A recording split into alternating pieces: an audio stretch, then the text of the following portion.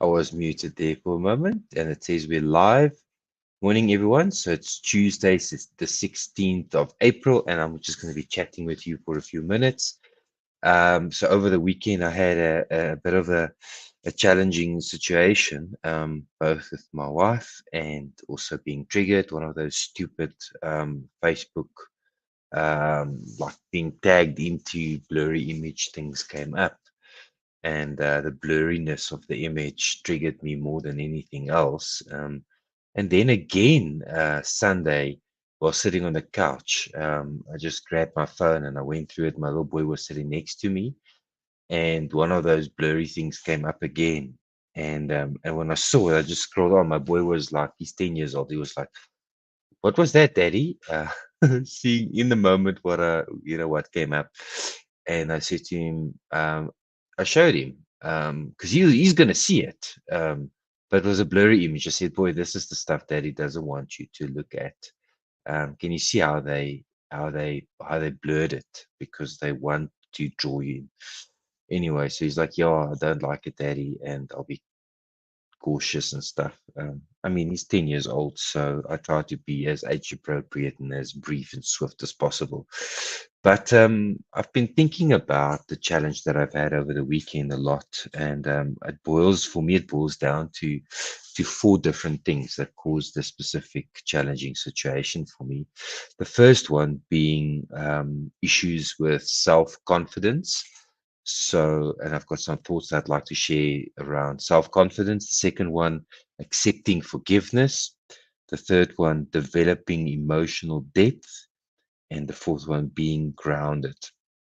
So, on self confidence, like how do I develop self confidence? How do we develop self confidence? So, in the moment, some stuff went down and we had some conflict and stuff. And in that moment, I lost complete self confidence. I just felt not good enough, not worthy, frustrated, maybe a level of irritation, but it all for me centered around self confidence. And the way that I deal with self confidence or trying to figure out how to grow my self confidence would be to, to,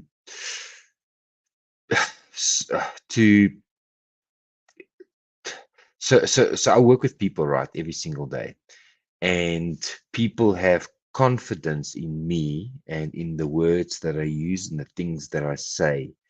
So it's almost as if I need to reflect on the confidence that I get from other people, and obviously also probably more permanent than the confidence from other people, the confidence that I get from God, the fact that He believes in me, and that it's not just about me believing in Him, but that the me believing in Him opens up a channel of faith from God towards me into my heart.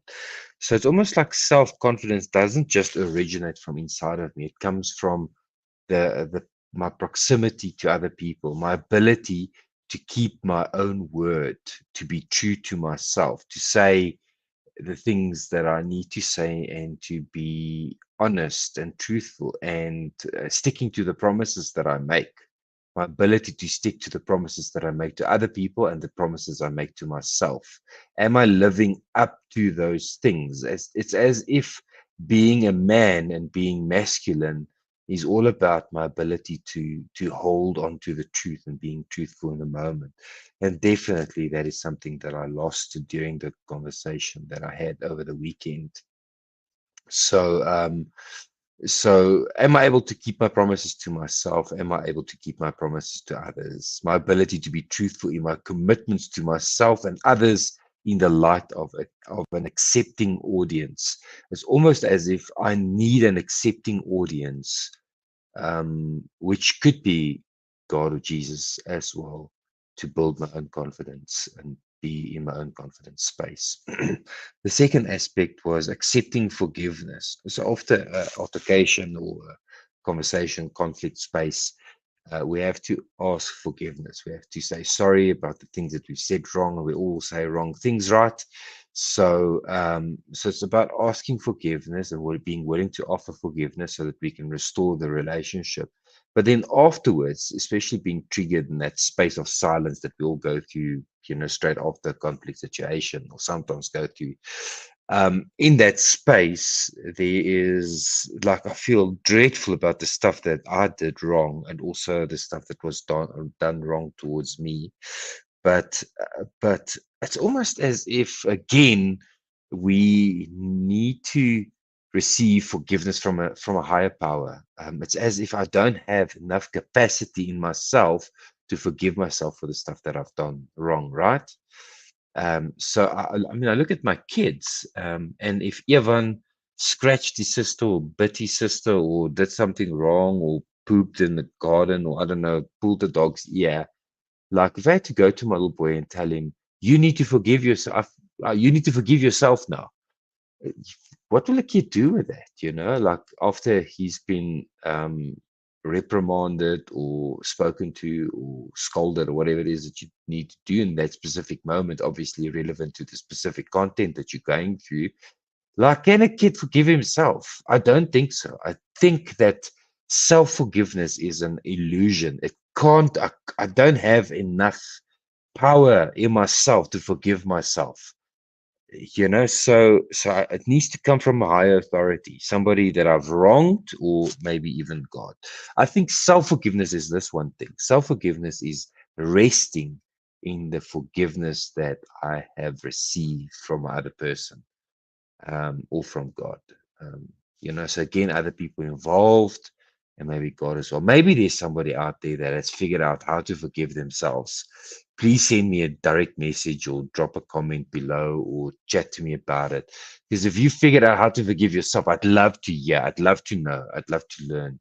Because that is something I've not been able to figure out by myself.